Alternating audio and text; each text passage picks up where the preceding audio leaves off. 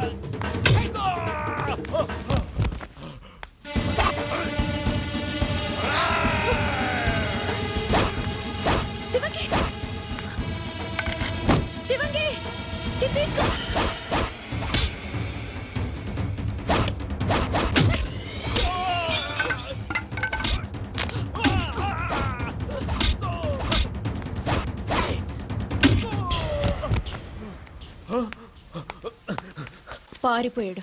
శివంగి ఏం కాలేదుగా? ఏం కాలేదు. అసలు ఎందుకు కొట్లాడుకున్నారు? దొరసాని మా గూడెల్లో మను చేసుకోవాలంటే మనువాడే ఆడకూనని మగ కూన పోటీ పడి ఓడించాలి. అది మా ఆచారం. ఆచారమా? నీకు అర్థం కదలేరా?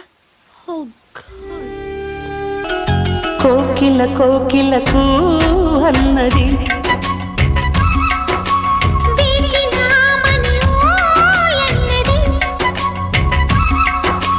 దేవత నీవని మమతలకు వెల తలుపు తెరిచి ఉంచాను.